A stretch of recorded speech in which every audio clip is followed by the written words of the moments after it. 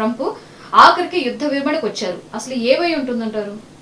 Yes అండి, ఇప్పుడు Donald Trump, United States of America president Donald Trump నోట్లోంచి వచ్చిన పదం ఏంటంటే the great Iranian civilisation will die within hours అన్నాడు. ఆ పదం ఇంగ్లీష్లో ఎలా ఉండదు, the great Iranian civilisation will die within hour, అంటే 5,000 సంవత్సరాల నాగరికత చరిత్ర కలిగిన సజీవ సంస్కృతులున్న ఇరాన్ నాగరికత ఒక్క గంటలో నాశనం అయిపోద్ది అన్నాడు. దానికి సపోర్ట్గా US vice president JD Vance ఇప్పుడు హంగరీలో ఆయన విజిట్ చేస్తూ అక్కడ ఒక పదం అన్నాడు, మా యొక్క ట్రిగ్గర్ అనేది ఇప్పటి వరకు ఎప్పుడు ఉపయోగించిన వెపన్ టూల్ కిట్ని మేము ఉపయోగించాడు యుఎస్ ప్రెసిడెంట్ అన్నాడు. అంటే ఏంటంటే యుఎస్ తన యొక్క మైన్యూట్ మ్యాన్ 3 మిసైల్స్ ఐసిబిఎం ద్వారా అణు యుద్ధానికి వెళుతుంది, అణుబాంబు ఇరాన్ మీద వేస్తుంది. ఎందుకంటే అమెరికా గ్రేట్ ఏ వెపన్ ఉపయోగించినా ఇరానియన్ సివిలైజేషన్ నాశనం కాదు, సివిలైజేషన్ నాశనం అయ్యేది కేవలం అణుయుద్ధం ద్వారానే. అంటే అమెరికా తన చరిత్రలోనే ఎప్పుడూ లేనట్టు అణు బాంబును ఉపయోగిస్తాను అని United States of America president ప్రకటించడం జరిగింది. దీని వెంటనే యునైటెడ్ స్టేట్స్ ఆఫ్ అమెరికాలో డెమోక్రాటిక్ రిప్రజెంటేటివ్స్ వెంటనే యుఎస్లో క్యాబినెట్ అమెరికన్ కాంగ్రెస్ని కన్వీన్ చేసి దీన్ని డిస్కస్ చేసి ఒక సైకోపాత్ లాగా మాట్లాడుతున్న డొనాల్డ్ ట్రంప్ని పదవి నుంచి తొలగించడమా, ఇంపీచ్మెంట్ ఆర్టికల్స్ డిస్కషన్ చేయడమా, లేదా వార్ క్యాబినెట్ కన్వీన్ చేయడమా, వెంటనే యుద్ధాన్ని ఆపేటట్టు చేయాలి. ఈయన యొక్క జీనోసైడ్ అంటే ఈవెన్ ఇంకోటి ఏంటంటే పోప్ జాన్ పాల్, ఈయన కూడా యుఎస్ సిటిజనే, వాటికన్ సిటీ నుంచి ఒక స్టేట్మెంట్ ఇవ్వడం జరిగింది. యుఎస్ ఇలా అణుయుద్ధం కోసం నాగరికతని ఎండ్ చేస్తాననుకోవడం, తర్వాత ఒక సివిలియన్ ఇన్ఫ్రాస్ట్రక్చర్ని, అక్కడ బ్రిడ్జిల్ని, తర్వాత పవర్ ప్లాంట్లని, సివిలియన్ హాస్పిటల్స్ని అటాక్ చేస్తానడం యుఎస్ ప్రెసిడెంట్కి తగదు అని ఒక పోప్ జాన్ పాల్ కూడా స్టేట్మెంట్ ఇవ్వడం, అక్రాస్ ది గ్లోబ్లో సపోర్ట్, ఇరాన్కి సపోర్ట్ పెరిగిపోవడం, ఇరాన్ ఇప్పుడు ట్రంప్ మీద ఈవెన్ యుఎస్ సిటిజన్సే ఇప్పుడు నో కాన్ఫిడెన్స్ మోషన్ తీసుకొచ్చి ఇంపీచ్మెంట్ తీసుకురావడం అంటే యుఎస్ ప్రెసిడెంట్ ఎంతటి దారుణమైన పదాన్ని ఉపయోగించాడు ఇప్పుడు ప్రపంచం గర్హిస్తుంది. ఈవెన్ యునైటెడ్ నేషన్స్ సెక్యూరిటీ కౌన్సిల్లో కూడా అక్కడ రష్యా, చైనాలో హర్ముజ్ స్ట్రైట్కి వ్యతిరేకంగా పెట్టిన పీస్ని వీటో చేసేసి ఓడించడం కూడా ఇక్కడ మనం చేస్తున్నాం. అంటే యుఎస్ ప్రెసిడెంట్ ఏంటంటే ఒక రకంగా ఒక డెస్పరేట్ పొజిషన్కి అక్కడ వెళ్ళిపోయాడు.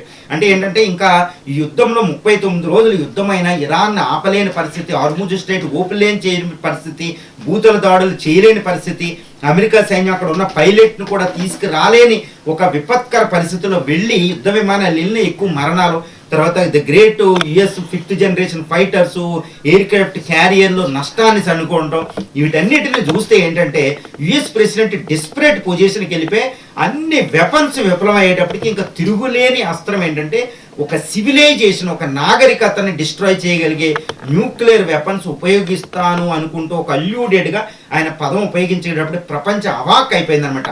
48 గంటల డెడ్ లైన్ ముగిసిపోతే ప్రపంచం ఏమైపోతుందో కూడా తెలియని పరిస్థితి అక్కడ వచ్చేసింది. B-2 స్ట్రాటో ఫోర్ట్రెస్ ఫైటర్ బాంబర్ ఏంటంటే యూకే ఎయిర్ బేస్ నుంచి కదిలి ఇరాన్కి సమీపాన్ని కూడా వచ్చాడు.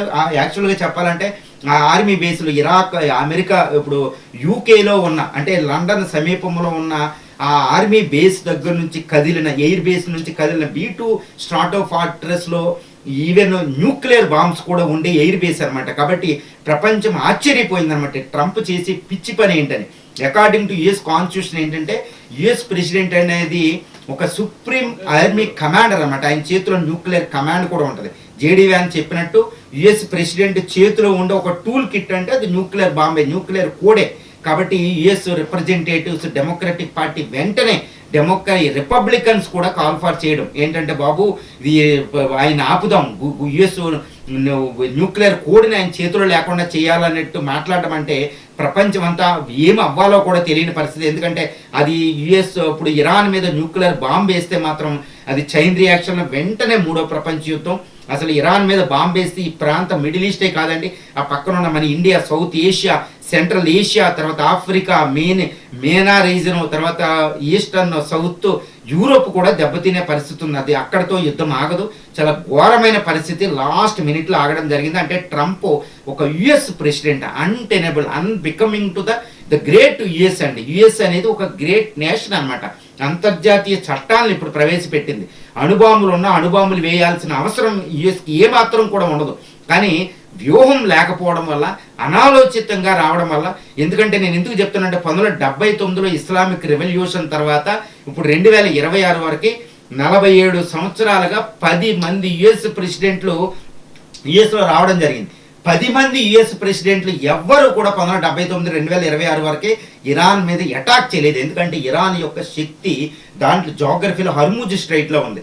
ఇప్పుడు యుఎస్ ప్రెసిడెంట్కి పెంటగాన్ ఎంత చెప్పినా ఆయన వినకుండా వెళ్ళి ఇరాన్ మీద గుడ్డిగా బ్లైండ్గా ఒక వ్యూహం లేకుండా అటాక్ చేసేటప్పటికి ఆ యుద్ధంలోంచి ఇరుక్కుని బయటికి రాలేని పొజిషన్లో అణుబాంబు అన్నట్టు ఒక సివిలైజేషనే నాగరికతను నాశనం చేస్తారని మాట్లాడేటప్పటికి ఇంకా ప్రపంచం అంతా ఆయనకి అడ్డం తిరగడం జరిగింది. యుఎస్ ప్రజలే ఆయనకి అడ్డం తిరిగారు.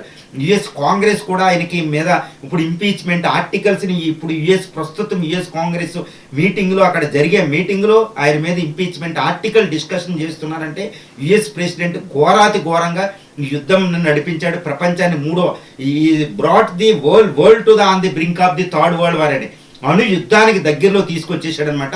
సో యుఎస్ ప్రెసిడెంట్ ఇంకా పదవిలో ఉంటాడని కూడా అయితే నేను చెప్పలేను. ఇరాన్ ది డిసైసివ్ విన్ అయింది. అమెరికాకి ఘోరమైన ఓటమి కారణం ఇక్కడ అమెరికాకి ఓటమని నేను అన్నాను, ఇది యుఎస్ ప్రెసిడెంట్కి ఓటమి. ద గ్రేట్ అమెరికా కూడా ఈయన వల్ల ఓటమి అయితే దక్కింది. అయితే రావు గారు ప్రస్తుతం